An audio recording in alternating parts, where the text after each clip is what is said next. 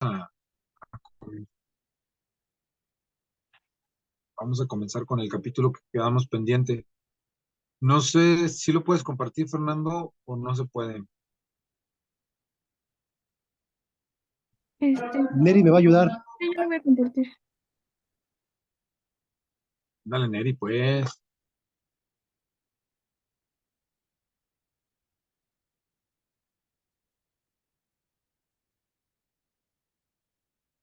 Ok,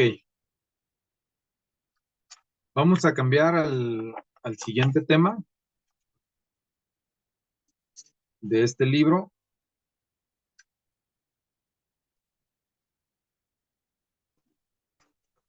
Y bueno, nada más para concluir el capítulo anterior,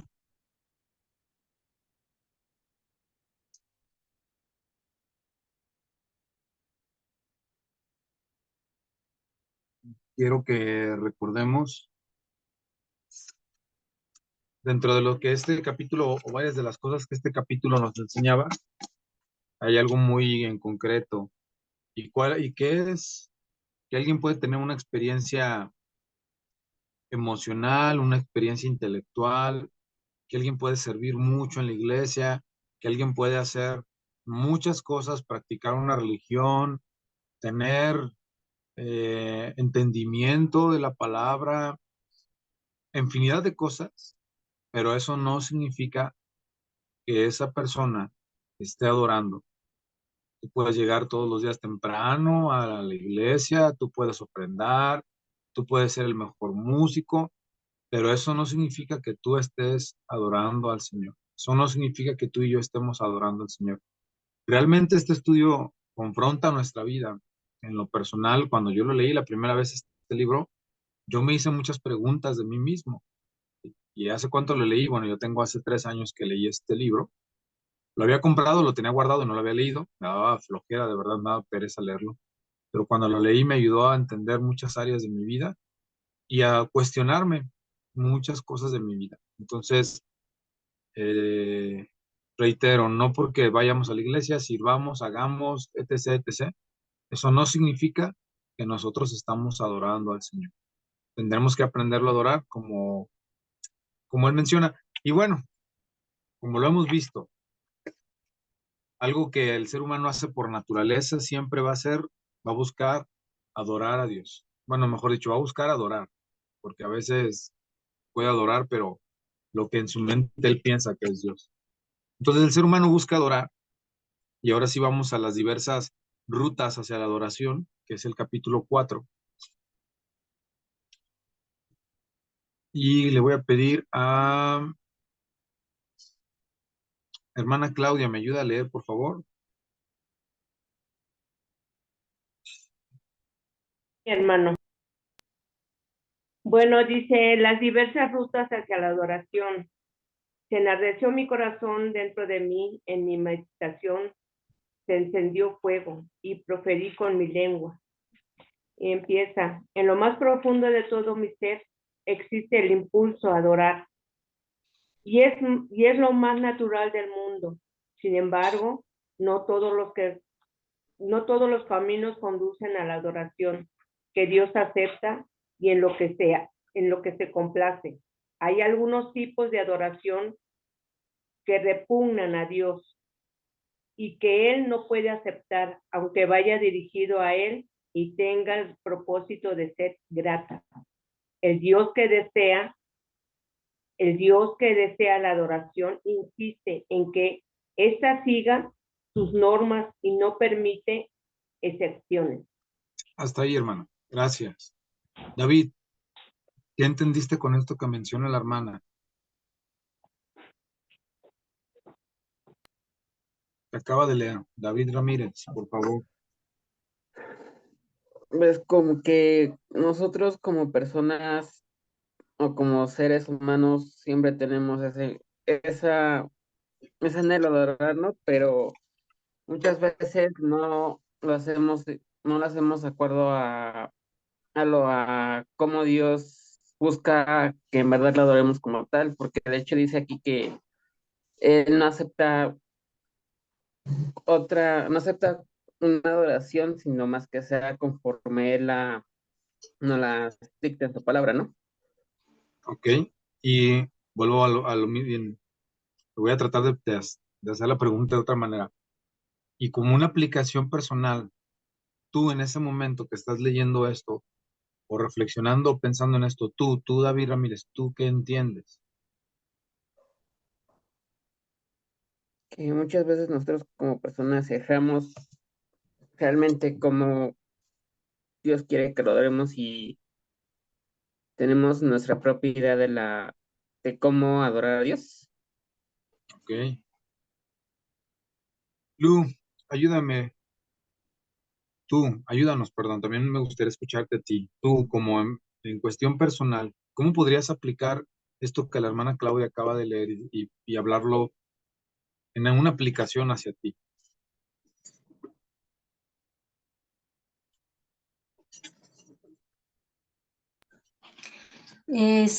Yo creo que a veces tenemos una idea, o bueno, yo tengo una idea de lo que es grato a Dios, ¿no? De cómo le gusta que lo adoren, pero probablemente por la falta a veces de conocimiento o comunión hacia Él, pues puedo estar errando y sea algo que aunque yo diga que lo esté adorando con todo mi corazón y mi alma y mi ser, probablemente no sea grato para Dios. Exacto, exacto, Lu. Esa es la parte donde les he comentado y lo vuelvo a hacer. Y no es a modo de crítica, de verdad que no, pero es importante que siempre apliquemos a nosotros, ¿no? No hablemos en plural, siempre, ¿qué me está diciendo a mí? ¿Qué me está diciendo a mí el escritor? ¿Qué me está diciendo a mí la palabra de Dios cuando leemos la palabra de Dios? En este caso estamos comentando un libro que toma fragmentos de la Biblia. Y bueno, ¿qué me está diciendo a mí el escritor? Que yo como ser humano tengo la necesidad de adorar, y bien como lo acabas de decir, hermana, y a veces por yo no conocer a Dios, yo no sé cómo adorarlo. Yo pienso que lo que yo estoy haciendo, ¿a cuánto no nos pasa? ¿Cuánto de lo que nosotros, hagámonos una pregunta hasta el día de hoy, cuánto de lo que nosotros hemos hecho hasta el día de hoy, creemos que es adoración? Y a lo mejor, cuando veamos qué es lo que Dios nos va a enseñar cada vez más de la adoración, pues nos vamos a dar cuenta que lo que creemos que es adoración realmente no es adoración. Y que en otras ocasiones adoramos sin darnos cuenta de que estábamos adorando. La adoración, algo interesante de la adoración es que la adoración está muy separada del orgullo, la adoración está muy separada del autorreconocimiento, la adoración está muy separada de que los reflectores o las cámaras o las miradas estén sobre mí. ¿A qué me refiero con esto? En ocasiones yo puedo estar pensando, voy a adorar de esta manera, estoy esforzándome, pensando, pero realmente a lo mejor ahí no hay adoración. Pero a lo mejor en otra ocasión, cuando mi corazón está esforzando y pensándose en el Señor, no en querer adorar, sino en el Señor, en Él, en agradarlo, ahí inconscientemente yo estoy adorando. Entonces, en ocasiones la adoración no siempre va a ir de un sentido de conciencia que yo lo estoy haciendo. ¿Sí? Adán y Eva, en ese momento, mucho tiempo no eran conscientes, simplemente adoraban a Dios, porque era algo natural. Les hago la pregunta, ¿cómo respirar? No estamos cada 2 segundos diciéndole a nuestro cerebro que le diga a nuestros pulmones que haga una carga negativa para poder expulsar el aire y después una carga positiva para poder extraerlo y respirar. No, no estamos pensando en eso, simplemente de una manera natural se está haciendo, ¿verdad? Entonces, vamos a ver un punto donde la adoración empieza a ser algo natural, sin ser forzado, sin ser eh, obligado, es la misma, es un sinónimo de palabra. Pero bueno, continuamos con la lectura, por favor. ¿Me ayudas, Emanuel, por favor? ¿Nos ayudas? Desde en toda generación. Así es. En toda generación y cultura ha habido principalmente 4 caminos que han seguido los hombres y las mujeres en su búsqueda de la adoración. Permítame que se los recuerde. Estas 4 categorías son ciertas en toda generación y cultura y han resistido el paso del tiempo. La ruta de la excelencia humana. Este camino hacia la adoración se acerca mucho a los requisitos de Dios, pero sin alcanzarlos.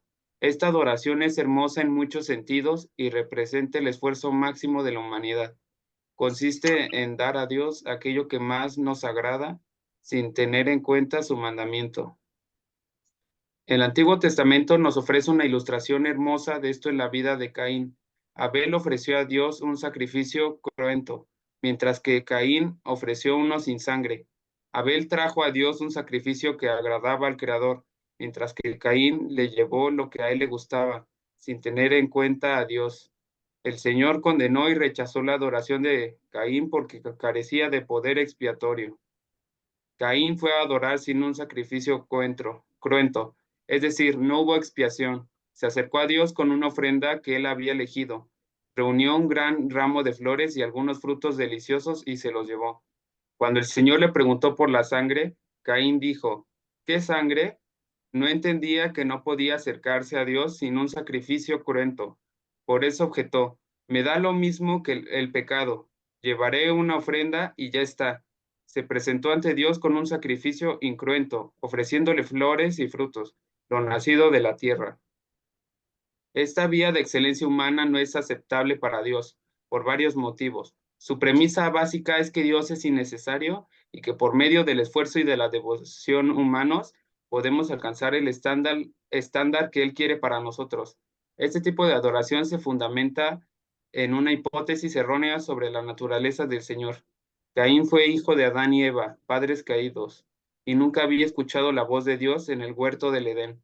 Cuando Caín se puso a adorar a Dios, llegó a una divinidad, fruto de su imaginación, y pensó que en su condición actual era aceptable a Dios. Abel, por otro lado, trajo un cordero y Dios lo aceptó. Cuando Dios rechazó la adoración de Caín, éste se enfureció y se marchó poseído de una rabia fruto de los celos. Así cometió el primer asesinato. Caín no comprendía la diferencia que hizo Dios entre las dos ofrendas. Dio por hecho que agradaría a Dios, sin tener en cuenta en absoluto la naturaleza del Creador. Este tipo de adoración nos rodea incluso hoy, incluso dentro de los confines de lo que llamamos la iglesia cristiana. Un hombre puede recibir una buena educación e incluso licenciarse de un seminario, aprender e utilizar los gestos de sus manos, aparecer instruido cada vez que abre la boca. Puede ser un predicador consumado, que disponga de toda la cultura que puede ofrecer el mundo religioso. Pero si sigue el camino de la excelencia humana para llegar a la adoración, por hermoso que éste sea, no será aceptable a los ojos de Dios. La adoración aceptable a Dios se basa en conocer la naturaleza del Señor. Caín no sabía qué tipo de Dios era y por consiguiente pensó que el pecado no era importante para él. Esto supuso un grave malentendido de la naturaleza divina. Este camino hacia la adoración presupone una relación con Dios que no existe. Caín pensaba que pertenecía a Dios y que podía hablar con él sin necesidad de un intermediario. No logró entender que estaba alienado de Dios debido a su pecado. Por lo tanto, nunca gestionó aquel elemento de pecado que lo separaba de Dios. Actuó como si no existiera aquella separación e ignoró sus implicaciones. Muchas personas religiosas presuponen equivocadamente una relación con Dios que no existe. Piensan y enseñan que todos somos hijos de Dios y hablan del Dios y Padre de toda la humanidad. Sin embargo, la Biblia no enseña que Dios sea el Padre de la humanidad. De hecho, enseña justo lo contrario. Dar por sentada una relación que no existe impide que una persona conozca de verdad a Dios. Otra característica del camino de la excelencia humana se encuentra en el área del pecado. Por ejemplo, Caín consideraba que el pecado era menos grave de lo que Dios pensaba. El pecado se ignora como un factor sin importancia para nuestra adoración a Dios.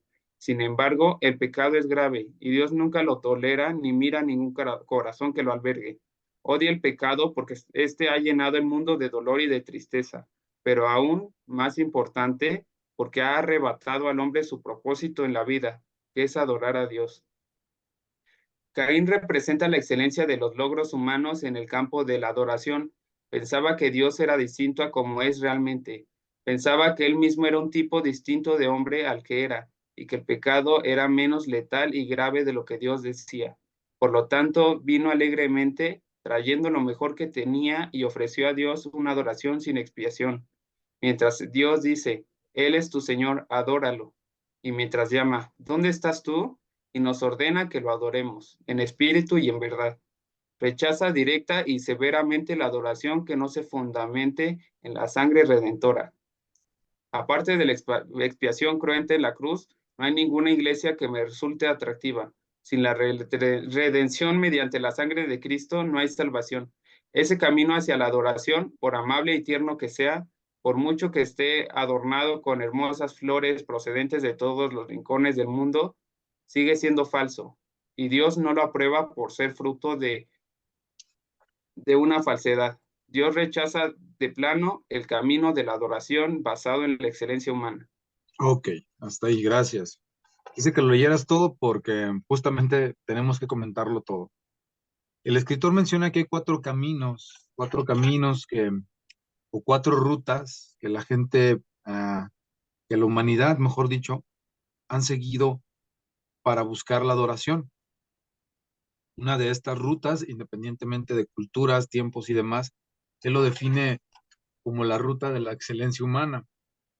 Muy bien, y es todo lo que acaba de leer Emanuel. Y ahora vienen las preguntas incómodas. No es cierto. Me gustaría saber qué entienden. No sé si está o quién quiere compartir. ¿Qué entienden de una manera concreta, por favor, la ruta de la excelencia humana? ¿Qué entienden por eso?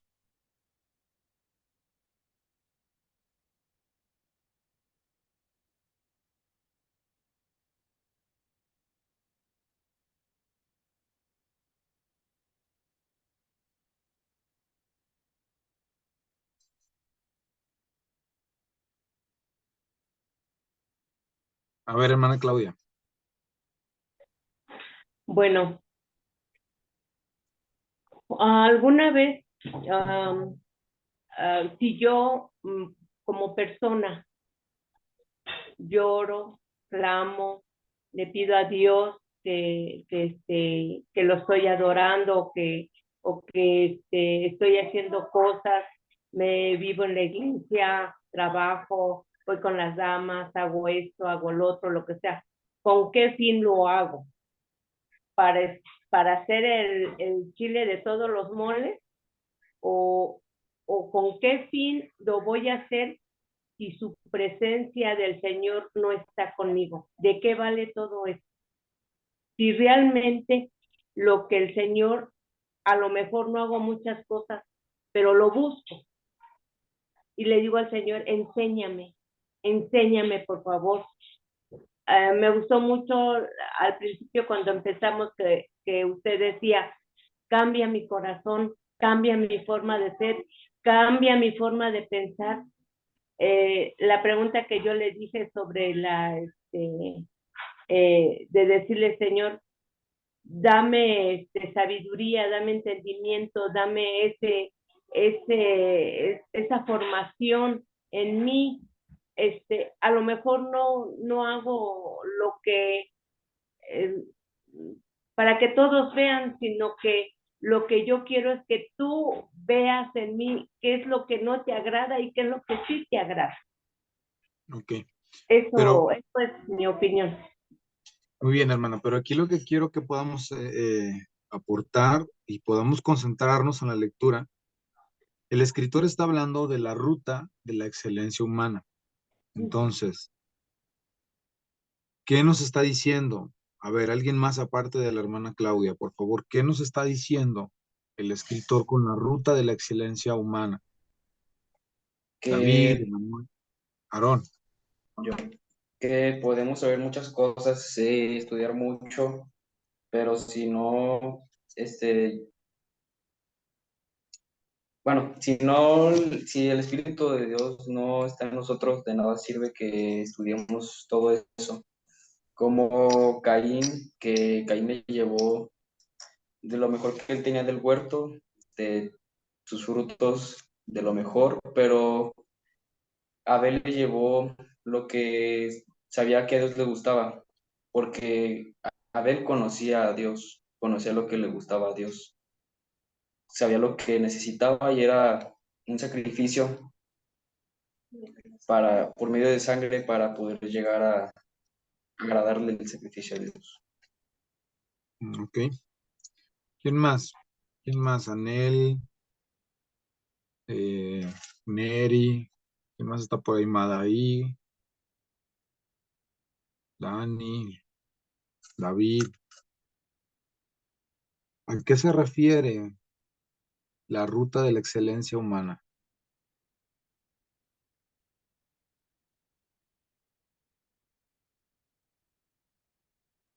Que buscamos como perfeccionarnos a nosotros, pero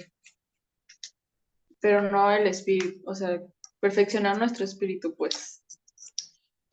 Ok. ¿Lo puedes poner nuevamente? Nuevamente, por favor. ¿Mande? No, perdón. Ay, no sé qué hice. Ah.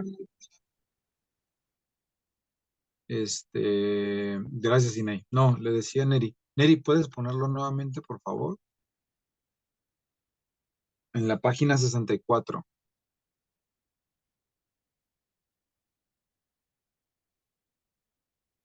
Donde empieza la ruta de la excelencia humana. Ahora sí, suelo poquito. Ahí. Si se fijan en el último párrafo, perdón, en el primer párrafo, en el quinto renglón, dice, consiste en dar a Dios aquello que más nos agrada, ¿sin qué?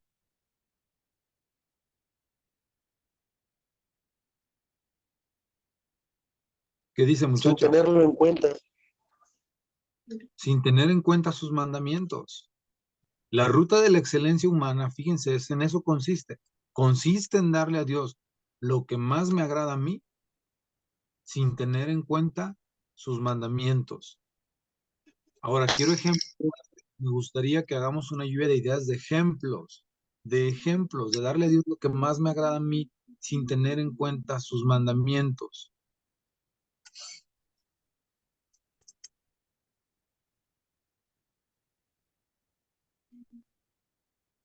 Ahora sí, denme ejemplos. Ejemplos de darle a lo que más me agrada a mí a Dios sin tener en cuenta sus mandamientos. A mí, yo voy a poner un ejemplo. A mí, Elías Medina, me encanta, me agrada mucho el orden.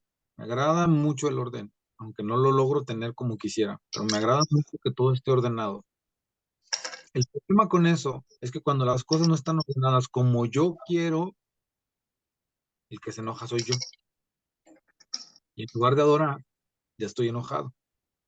Pero el problema también con eso es que yo estoy pensando en lo que a mí me agrada, pero yo no le estoy preguntando al Señor. Yo llego y le digo al Señor, este es mi orden y lo vamos a hacer así. Yo no estoy tomando en cuenta a Dios. Yo estoy teniendo mi orden. Esa es una manera. Está bien que tengas orden, está bien por ejemplo, yo les pregunto, y hace un momento lo platicaba con Carla, porque de verdad que he estado muchas cosas en estos meses, este año he estado mi cabeza muy saturada de muchas cosas y, y no pude organizar como hubiera querido la reunión de resurrección de este domingo, ¿no? Aunque no estuvo mal, puedo decir yo, la verdad es que no sé si estuvo bien o mal, pero bueno, el pastor no me dijo nada, pero no como hubiera esperado que hubiera estado. Y después yo mismo me pregunté a mí, pero cómo esperabas que hubiera estado? ¿Como yo quería o como Dios quiere que hubiera estado? Y ahí es donde está la diferencia. Como yo quiero que sea, o como el Señor quiere que sea. Como miembros de una iglesia, no como participantes en la alabanza, fíjense, como miembros de una iglesia. Y yo creo que esta es una muy buena pregunta que tenemos que hacernos. ¿Qué Dios espera? ¿Qué Dios espera? ¿O qué Dios manda cuando nos reunimos como iglesia. David, ¿qué nos manda Dios? ¿Qué nos pide Dios que suceda entre nosotros cuando nos reunimos como iglesia? Emanuel, Mm, Emanuel, ¿qué nos pide Dios que suceda entre nosotros cuando nos reunimos como iglesia? ¿Qué haya entre nosotros cuando nos reunimos como iglesia? Daniel, Neri, ¿qué nos pide Dios? ¿Puedo opinar? ¿Puedo opinar yo? Sí, sí, sí. Pues creo que lo principal es comunión, ¿no? ¿No dice la Amor. Biblia? ¿Qué dice la Biblia? Que habléis todos, ¿qué? Ajá, que Que todos hablemos estemos en un todos, mismo pensar. que hablemos todos una misma cosa. Ujú. Busquen ese versículo, ayúdenme a buscarlo porque no tengo aquí mi concordancia, pero ayúdenme a buscarlo, donde el versículo creo que va a estar en Corintios, donde dice, hablen Creo que todos está una en misma cosa. Corintios. Sí, va a estar en Corintios. Ajá. Hablen todos una misma cosa. Entonces, el Señor nos pide que hablemos una misma cosa. No nos pide que hablemos del pastor, que hablemos de la hermana que llegó tarde, no, que hablemos una misma cosa. Entonces, ¿a qué voy con esto, muchachos? Mientras encuentran el versículo, voy a ampliar, quiero ampliar su pensamiento. Si nosotros cuando nos reunimos el domingo estamos hablando algo diferente, estamos desentonando. ¿Qué pasa? Ya lo voy a aplicar con la música, ¿no? ¿Qué pasa si a lo mejor estamos tocando una canción, el Salmo 103, ¿no? Alabad, servidores del Señor, alabad el nombre del Señor, bendito es el nombre del Señor desde hoy y para siempre. Y ese salmo normalmente se toca en do o en re, dependiendo. Pero entonces, ¿qué pasa si llega alguien y lo empieza a tocar en fa? Va a desentonar, porque no va a estar en lo mismo. Porque, por ejemplo, tan burdo, porque lo mismo pasa como iglesia. ¿Qué pasa cuando nosotros llegamos y no estamos en lo que tenemos que estar? Estamos en el celular, estamos pensando en qué voy a hacer cuando salga del templo, estamos pensando en cómo me fueron mis calificaciones, estamos pensando en todo menos en lo que tenemos que pensar. ¿Qué dice Manuel? Tú lo compartiste. Ayúdanos a leerlo, por favor.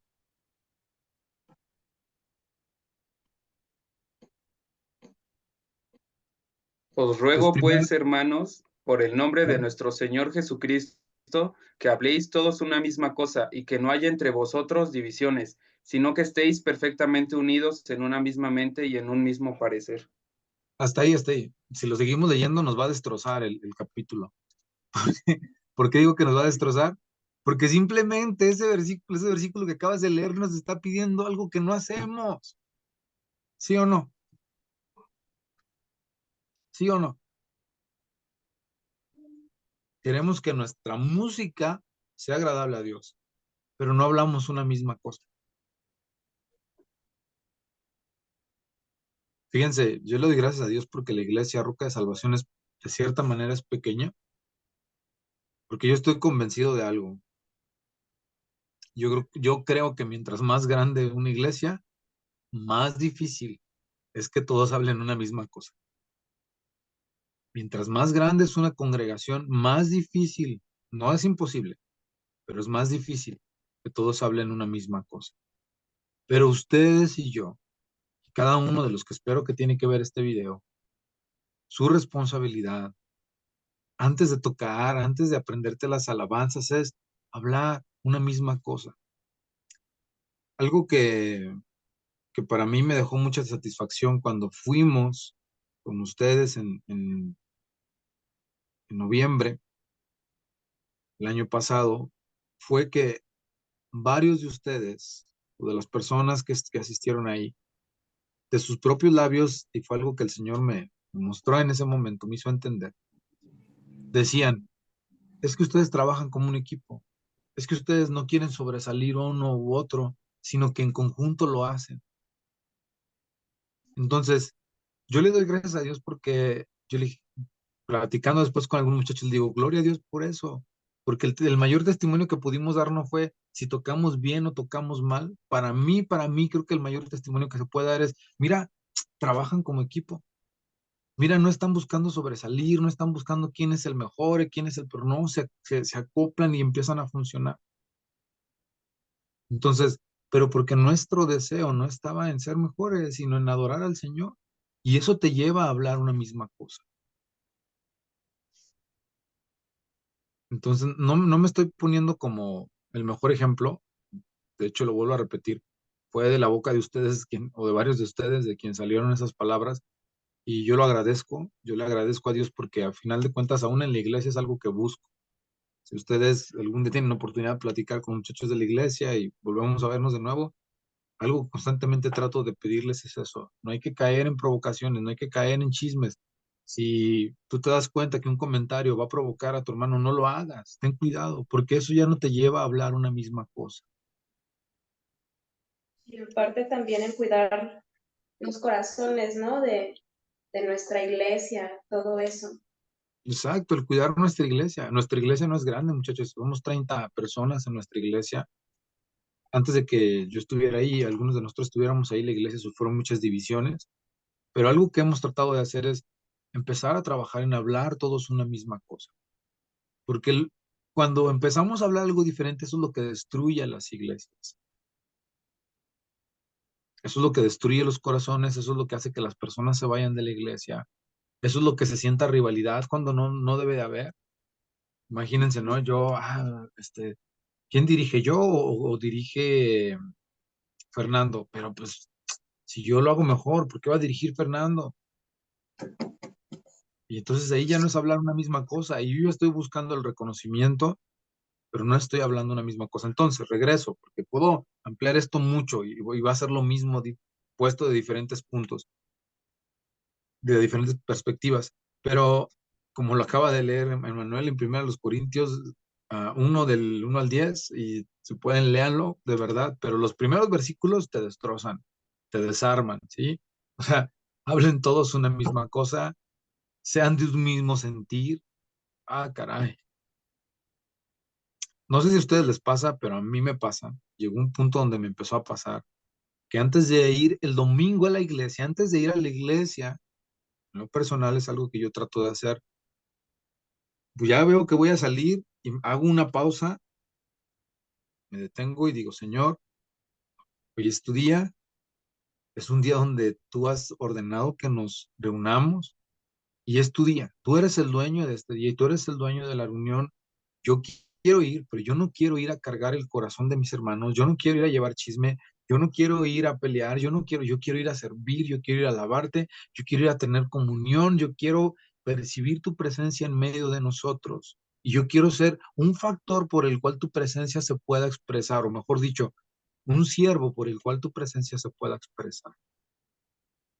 En lo personal, cuando yo oro así, yo lo he notado, ¿eh? Cuando yo oro así, me doy cuenta que cuando llego a la iglesia yo soy otro. Cuando no oro así, porque también a veces no lo he hecho porque voy bien tarde, también soy otro. Soy lo que no quiero ser. Entonces, es importante que nos tenemos que ofrecer al Señor siempre, antes de ir a la iglesia, antes de todo, porque Él es nuestro dueño. Por ahí les puse un video, no sé si lo pudieron, no sé si los mandé a ustedes o no, de las mujeres, no sé si se los mandé a ustedes o no. Y me gusta mucho porque habla de la vida de, no sé si lo pudiste ver, hermana Claudia, hermana Luz, si lo pudieron ver, pero habla de la vida de María y cómo, Sí, bueno, hermano.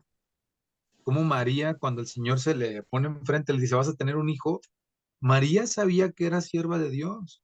Entonces, María, fíjense esto, muchachos, y es algo que, aunque era una conferencia para mujeres, a mí me confrontó, de verdad, porque María dice, este cuerpo no es que, dijo, no es No es mío, mío. este cuerpo es tuyo. Si tú quieres que yo tenga un hijo, pues haz con él lo que tú quieras, porque mi cuerpo te pertenece. No sé si lo pueden entender, muchachos, pero para mí fue un reto en mi mente decir, espérate, es que sí es cierto. O sea, mi cuerpo no es mío, mi guitarra no es mía, mi voz no es mía, mi teléfono no es mío, mi carro no es mío, mi casa no es mío, todo es tuyo, todo te pertenece y yo soy tu siervo. En lo personal eso a mí fue como, o sea, ¿qué estoy haciendo, no? Mi Y a la edad computadora que tenía. y María, bueno, hablando de María, la edad que tenía, pero yo lo estoy aplicando a mí porque voy a lo mismo lo que me dejó a mí, ¿no? O sea, mi guitarra no es mía, mi conocimiento no es mío,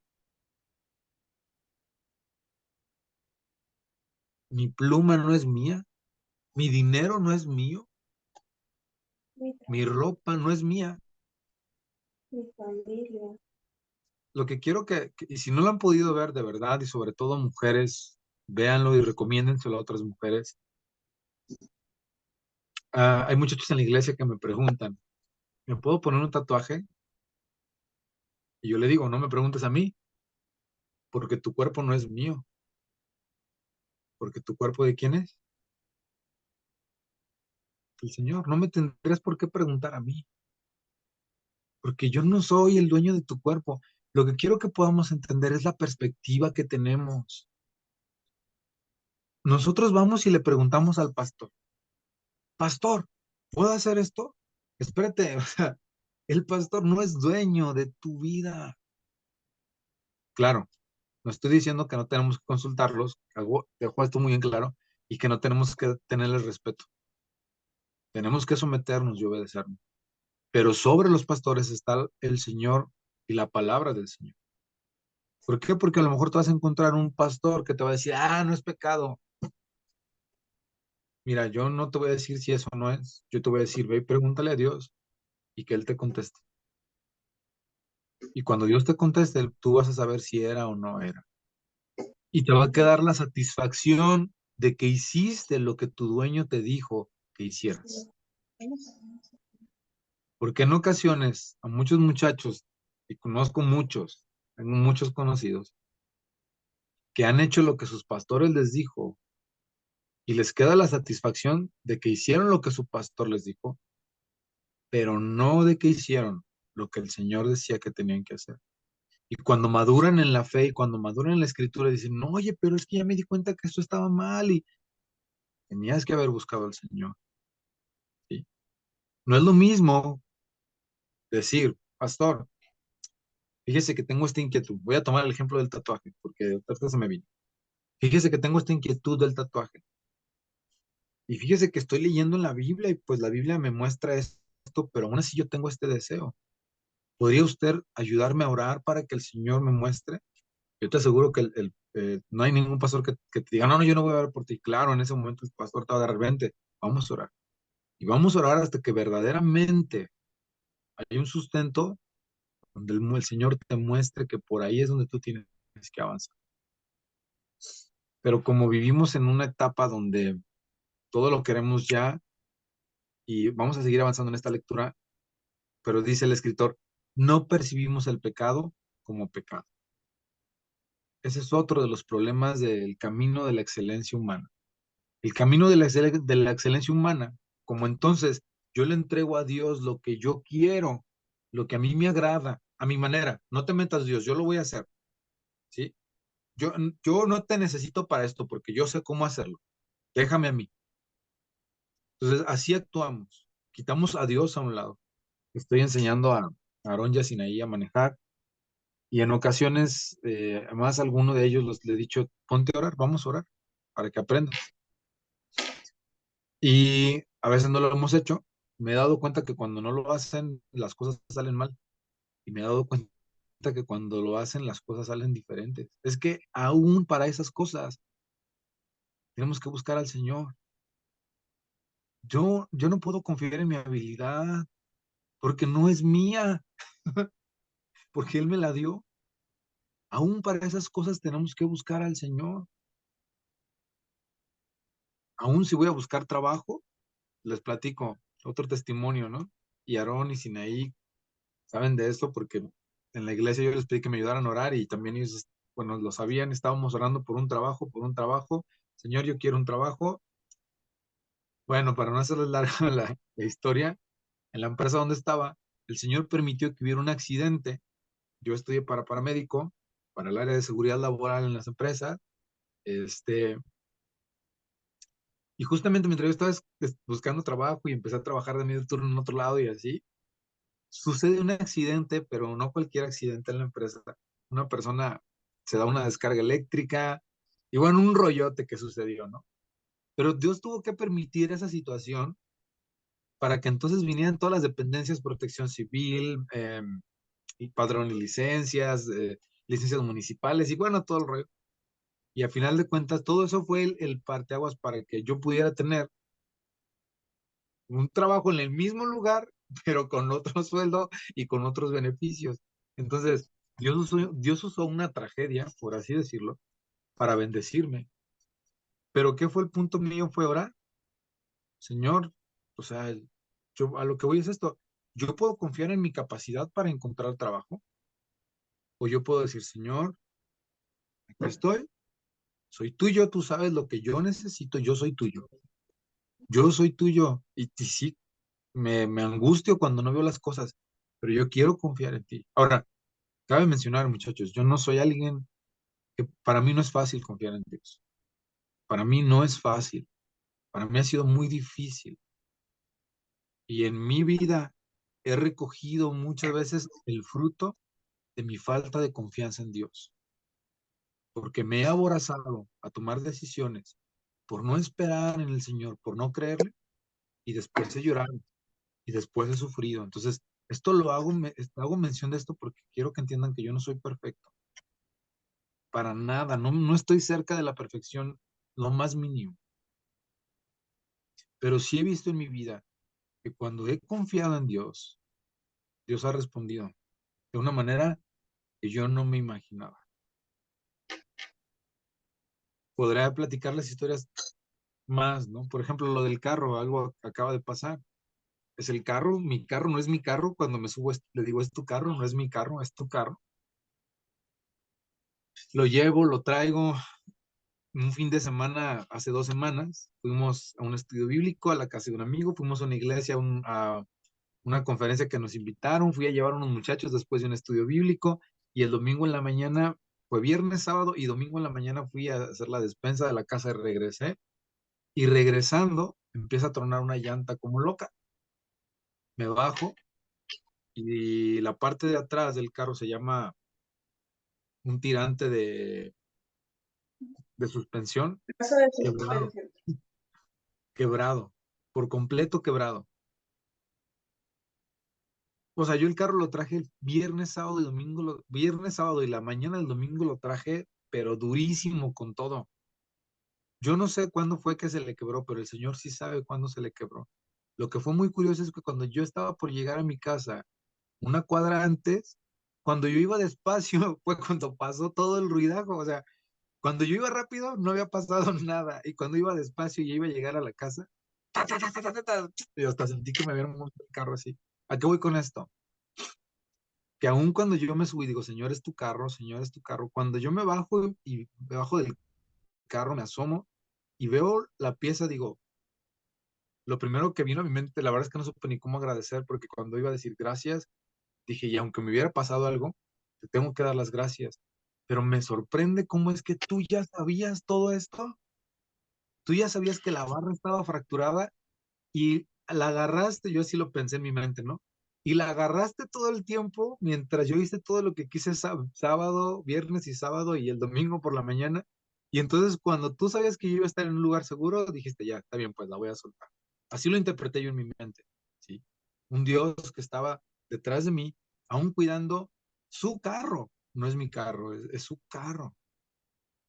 Entonces, yo la verdad es que en ese momento no sabía si llorar, si gritar, me puse alegre y sentí tuve diferentes emociones, porque Dios es así, pero el punto de esto no, vuelvo a lo mismo, no quiero ser yo, sino Él, muchachos, o sea, cuando nosotros nos ponemos en sus manos y de verdad confiamos, Él lo hace. Ahorita llega a mi mente otro pensamiento y se los voy a compartir y ya voy a seguir con el tema. A veces íbamos a cenar y antes de que yo tuviera carro, justamente, y ustedes saben que la aplicación Uber y Didi, y aquí hay una aplicación que se llama Bit, no sé si allá en México también, pero aquí en Guadalajara hay una aplicación que se llama Bit, y hace 2 años esa aplicación era más barata que Uber y que Didi, pero baratísima. Entonces, pues abríamos Uber y 90 pesos, ¿no? Abría Didi 110.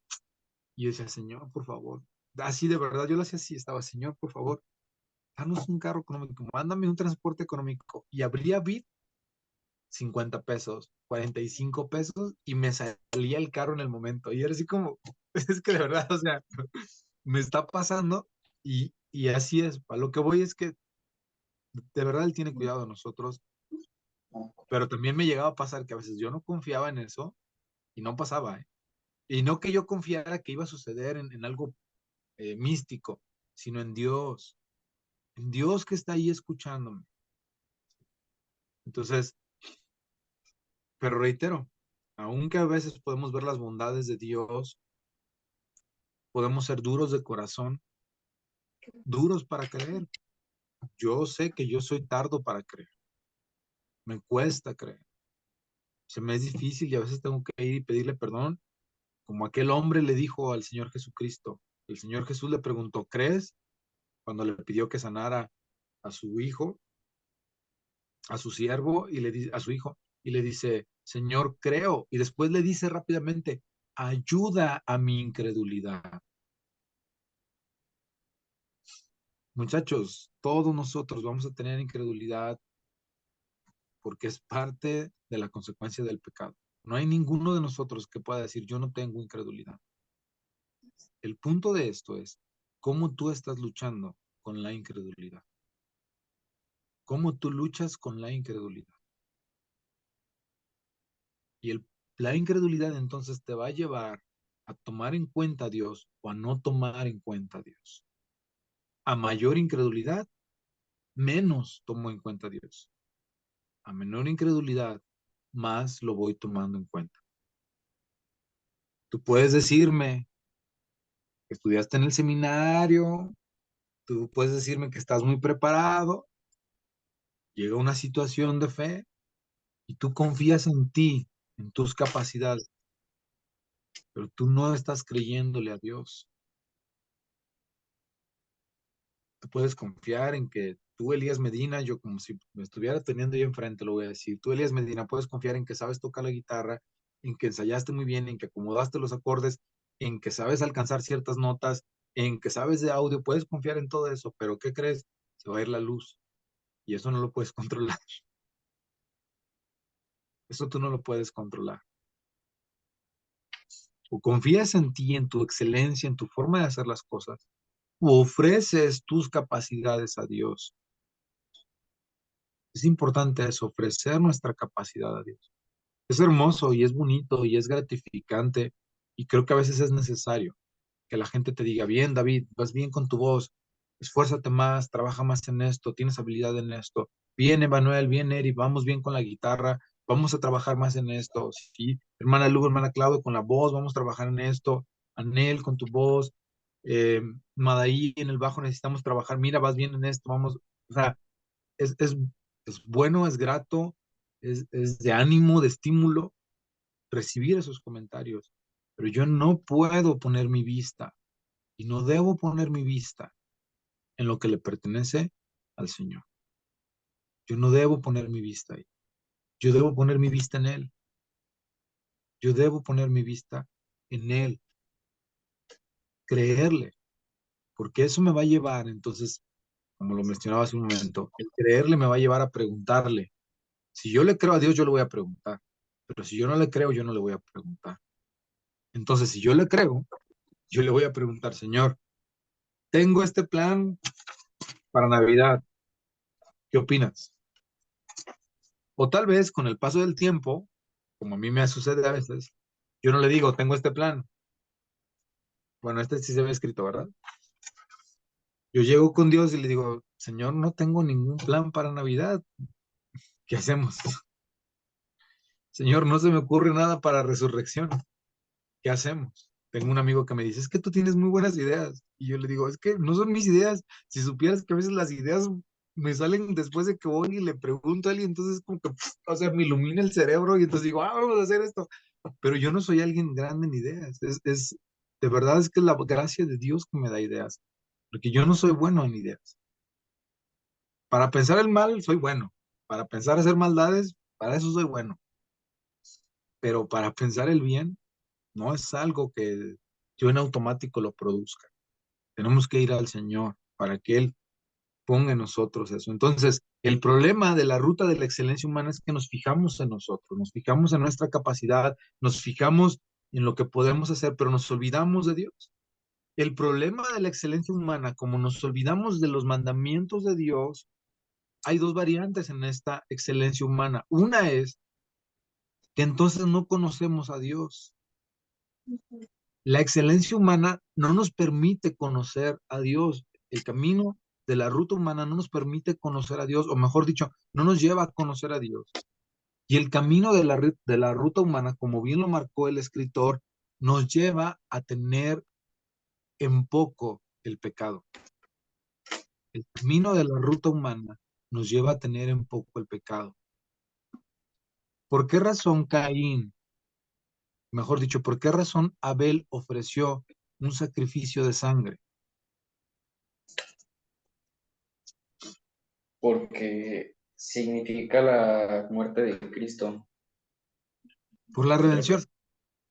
Muchachos, ¿qué pasó cuando Adán y Eva pecaron después de que salieron del huerto? Vamos a revivir la historia. ¿Qué pasó después de que salieron del huerto? Yo creo que esto ya lo han escuchado, pero ¿qué pasó, Neri? Después de que Adán y Eva pecaron, ¿qué hicieron? ¿Qué hicieron después de que Adán y Eva pecaron? Pues se escondieron. ¿Se escondieron? Muy bien. ¿Qué más hicieron después de que se escondieron? ¿De qué se dieron cuenta? ¿Estaban qué? Se estaban desnudos, se dieron cuenta que estaban desnudos. Ok, hasta ahí, Aaron. Anel, después de que estaban desnudos, ¿qué hicieron?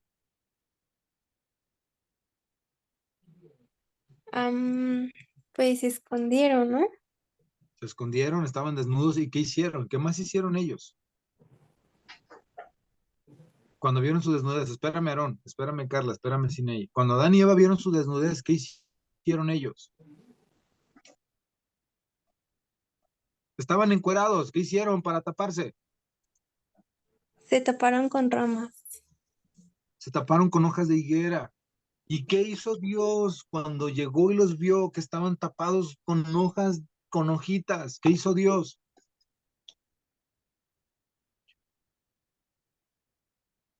¿Quién se acuerda de los Emanuel, Madaí, Daniel?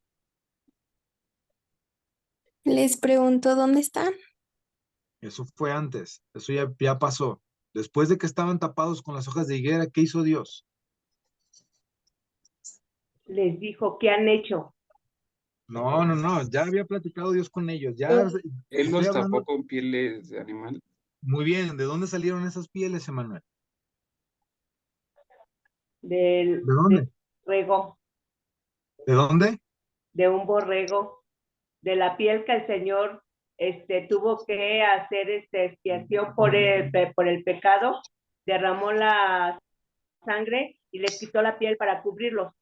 Ok, vamos todos a Génesis, por favor. Génesis capítulo 3. Déjenme voy por mi Biblia.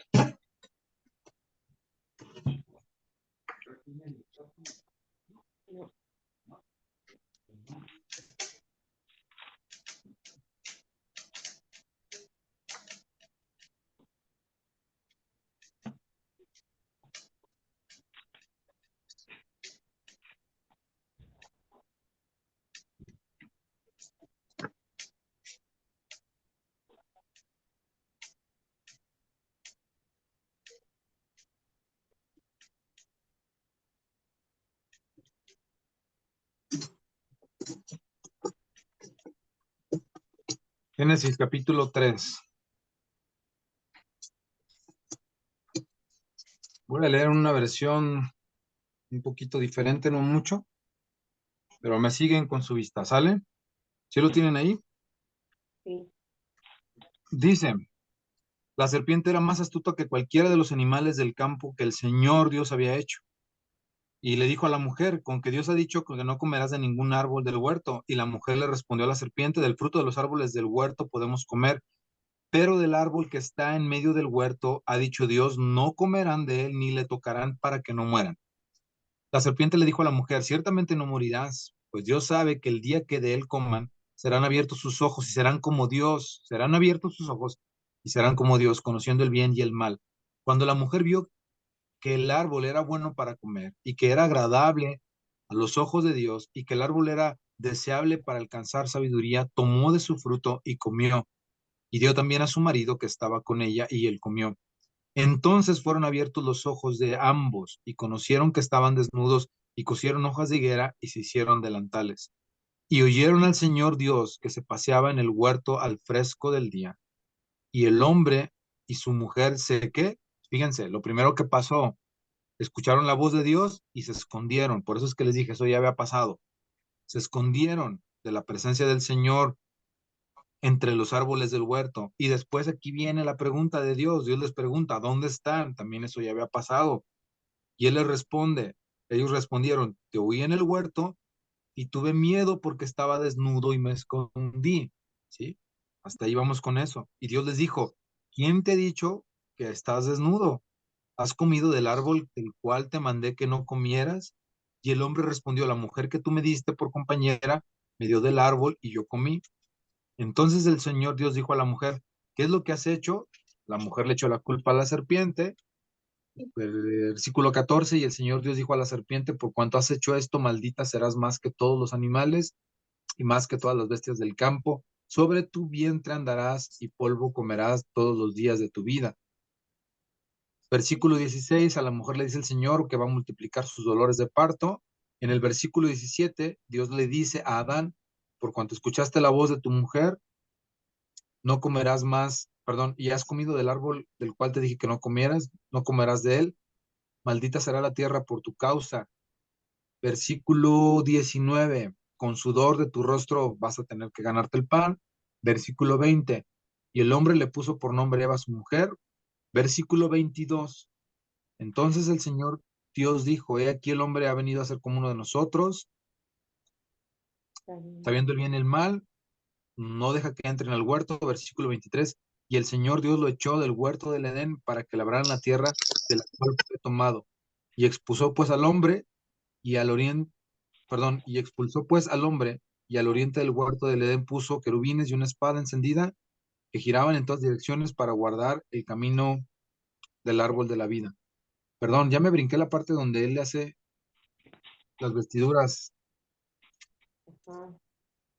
21. Perdón, versículo 21. Y el Señor Dios hizo vestiduras de piel para Adán y Eva, perdón, para Adán y su mujer, y los vistió. Entonces, ellos se vistieron, ¿sí? Ellos primero pecaron, se vieron desnudos, se escondieron, el Señor les preguntó qué había pasado, los descubre, obvio, el Señor todo eso lo sabía, pero les da la oportunidad de dialogar con ellos. Los descubre, ¿sí? O mejor dicho, los expone ante sus propios ojos. De hecho, lo que el Señor hace, aquí quiero aclarar algo, porque cuando el Señor les pregunta, no es que Dios no supiera, es que Dios les está exponiendo ante ellos mismos lo que están haciendo. Un ejemplo de esto, por ejemplo, Emanuel, haces una travesura, ¿sí? Tu mamá te dice, quebras un vidrio, estabas jugando y quebras el vidrio. Y entonces te habla tu mamá, ¿quién fue? Y Emanuel dice, pues sabe, yo no fui, pero tu mamá ya sabe que fuiste tú, ¿no? Pero claro, no te va a decir, yo sé que tú fuiste. Te empieza a llevar en un diálogo de tal manera que tú reflexiones en la situación en la que estás.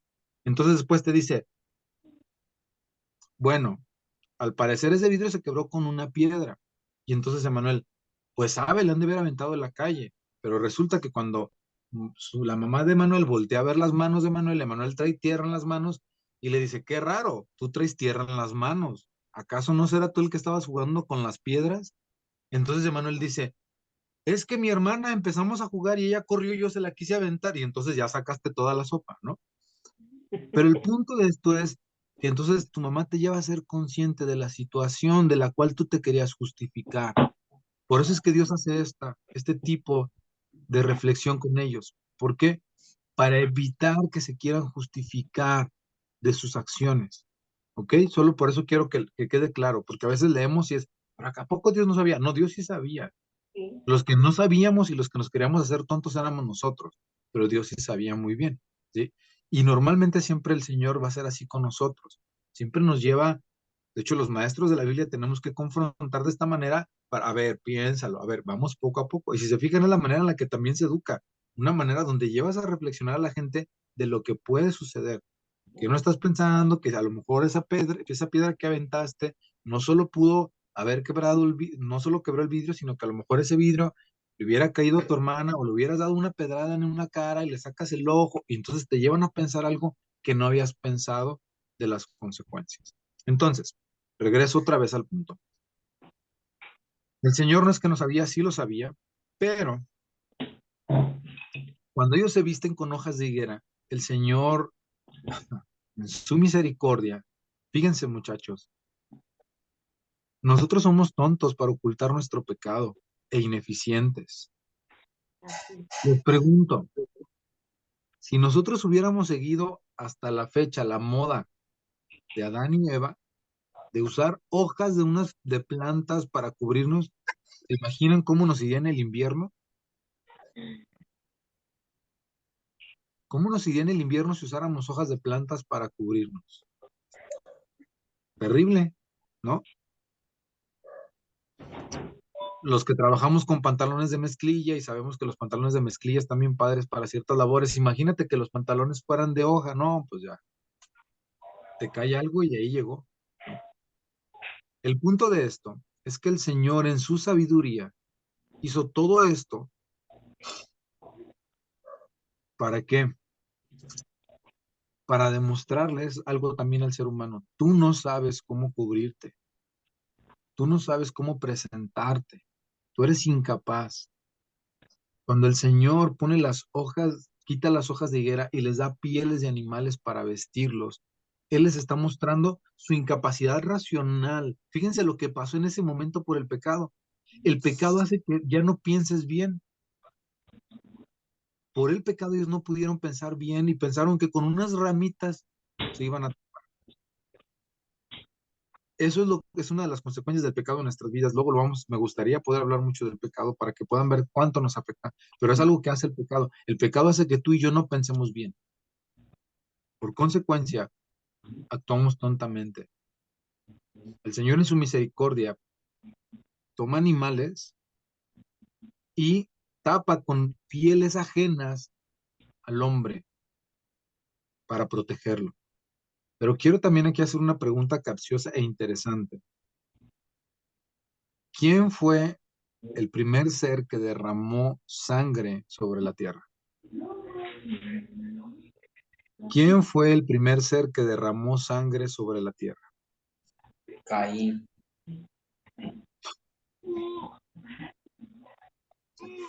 Dios. ¿Qué piensas más? Ya, varón, perdiste. Nah. El primer ser que derramó sangre sobre la tierra fue Dios. Dios fue el primer ser que derramó sangre sobre la tierra. ¿O no dice la Biblia que tomó unos animales y los mató? Sí. Dios ha matado a esos animales para poder poner esas pieles sobre Adán y Eva. Exacto.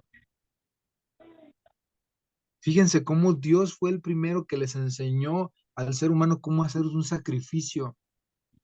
Dios fue el que le enseñó al ser humano a sacrificar y aprovechar todo lo que obtenían de ese sacrificio para su beneficio. Por eso es que la ofrenda de Caín no iba a ser aceptable delante de Dios. Adán y Eva, después de que vivieron esta experiencia de cómo Dios, aún con sangre ajena, con piel ajena, con una vida ajena, los cubrió, claro, era una conversación que ellos iban a platicar con sus hijos. Y yo no dudo que Caín la ignorara. Yo no creo que Caín la ignorara esa plática y esa situación. Claro que Caín y Abel sabían lo que había sucedido porque es algo que ellos tenían y les platicaron a sus hijos. Tan así es que entendieron por qué se habían separado de Dios y demás. En fin, para Abel tuvo mucho valor lo que Dios se había hecho. Y Abel replicó lo que Dios hizo en el Edén. Pero Caín, ¿qué hizo? Bueno, suficiente que le dé a Dios lo que él necesita. Fíjense, los dos, Caín y Abel, hijos de Adán y Eva, que habían recibido el mismo conocimiento, para uno fue de valor y para otro no lo fue. Y aquí viene algo bien interesante, muchachos. Es que una cosa me lleva a otra. Tú puedes recibir mucha información, y de hecho pasa, y yo sé que pasa. Podemos tener familia, hermanos, personas muy allegadas, tener la misma información, pero Dios permitir que uno lo entienda y hacer que otro no lo entienda. En su soberanía, Él permite que uno lo pueda entender y apreciar, y el otro no suceda así, que sea un corazón duro. Por eso es la importancia, muchachos, de que toda la información que recibimos no solo se quede aquí, sino orar al Señor para que esa información se haga real en nuestras vidas. Si Caín si Caín y Abel, que experimentaron ciertas manifestaciones de Dios, porque si seguimos leyendo, más adelante Caín escuchaba la voz de Dios de una manera audible, ¿sí o no? Sí. Tanto así que después de que Caín había matado a Abel, el Señor lo buscaba. ¿Dónde está tu hermano? ¿Qué hiciste con tu hermano? Escuchaba de una manera audible la voz de Dios. Entonces, el problema del camino de la excelencia humana es que yo puedo hacer las cosas como a mí me parece que están bien. Por consecuencia, dejo a Dios de lado. No me importa, no me importa conocerlo. Yo lo voy a hacer como yo quiero. ¿Sí? Yo lo voy a hacer como...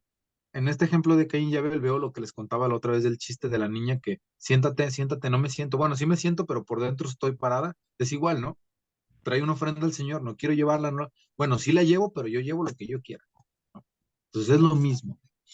Y el problema con esto es que también no nos deja ver la realidad de nuestro pecado. Tú y yo no podemos acercarnos a Dios con hojas de higuera. Tú y yo tenemos que acercarnos a Dios como Él dijo que tenías que acercarte delante de Él. Si para Adán y Eva era vergonzoso estar desnudos, y fue algo bien interesante, la pregunta que Dios les hace es, ¿quién les dijo que estaban desnudos? Pues, ¿en qué momento entendieron? Para empezar, piénsenlo, ¿eh? ¿En qué momento a su palabra llegó perdón, a su diccionario mental llegó la palabra desnudez? Si es algo que nunca habían experimentado. Fíjense, esto habla de que Dios hizo muy inteligente al hombre desde el principio, ¿eh? Dios hizo al hombre muy inteligente desde el principio, de tal manera que sabían cómo llamar a las cosas en ese momento. Pero por el pecado, muchachos, hemos sido degradados de una manera que no nos imaginamos. Hay mucho que estudiar de eso, pero eso será en otra ocasión. Pero entonces, ellos vieron su desnudez. Dios cubre su desnudez y Dios les enseña cómo se tienen que acercar. Tú y yo tenemos que conocer a Dios. ¿Con qué Dios estamos tratando? Y en la medida que tú lo vas a conocer, tú vas a entender también de qué manera tienes que adorarlo y de qué manera tienes que acercarte a Él. Hay un salmo, Salmo 24, si no me equivoco, que dice, ¿quién podrá estar en tu lugar santo? El limpio de manos, el puro de corazón, el que no ha elevado su alma a cosas vanas, ni jurado con engaño. Muchas veces, muchachos, y ya con esto voy a tratar de cerrar, vamos al ensayo. Señor, ayúdanos, espérate, ponle un freno. Vamos a ensayar y que sea para tu gloria y para tu honra. Bendícenos, bendice la reunión, porque te lo pedimos en el nombre de Jesús, amén. Espérate, pon un freno y pide perdón. Creo que algo que es muy importante al orar siempre es pedir perdón. Señor, perdónanos. Perdónanos porque no somos lo que deberíamos de ser. Perdónanos porque nos cuesta reconocer nuestro pecado. Ese es el problema de la excelencia humana, muchachos. El problema del camino de la excelencia humana, que como yo me veo bien ante mis propios ojos, no acepto reconocer mi maldad.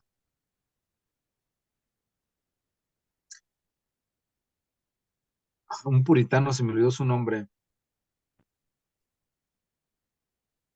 Híjole, se me olvidó el nombre de este hermano.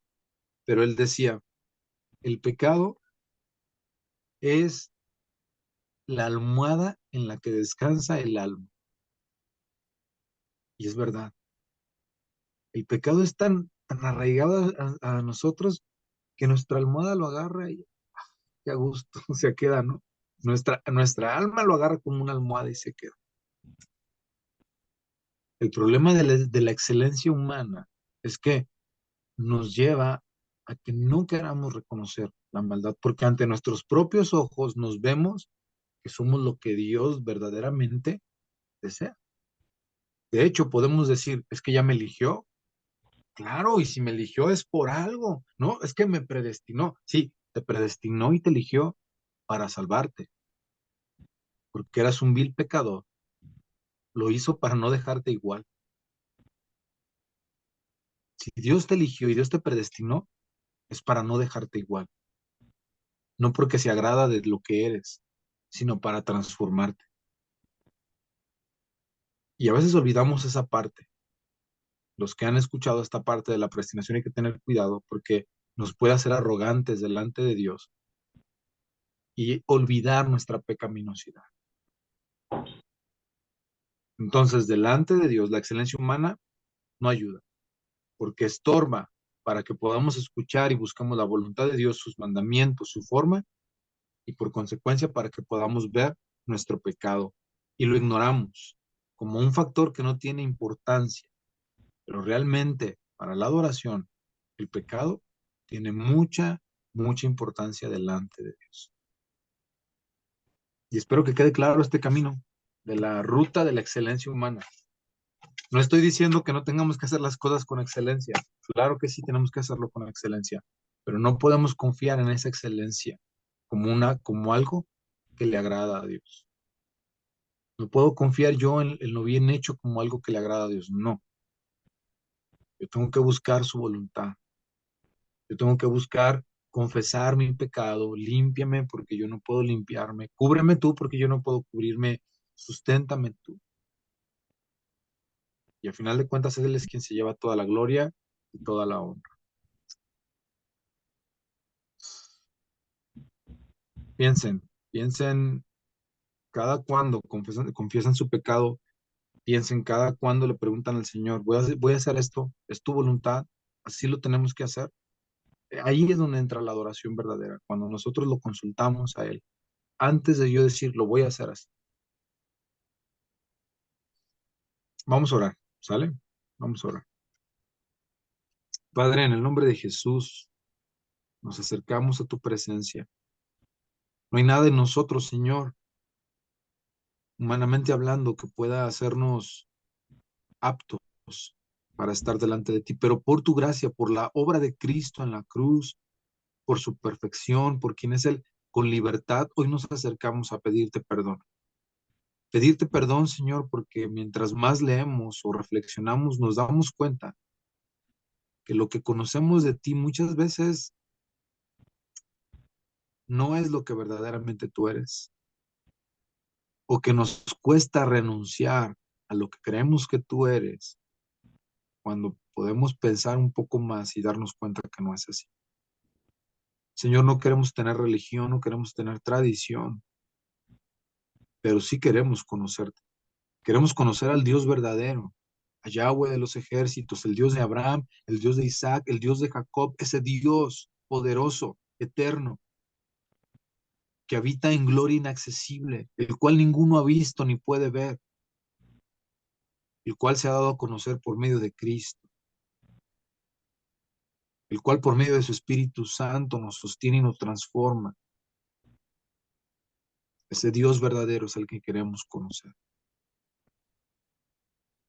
para poder adorarte, Señor, para poder disfrutar de la comunión contigo. Creo que es la palabra que me gusta más al hablar de adoración, porque tristemente cuando hablamos de adoración pensamos en música o en un tiempo religioso, pero la comunión contigo, Señor, está en todos momentos. Cuando voy en el camión, por ejemplo, pienso en mis hermanas, Padre, que hoy con tanto esto de las violaciones, de los asaltos y todo esto que existe, tu palabra nos enseña que tú guardas en perfecta paz aquel cuyo pensamiento en ti persevera.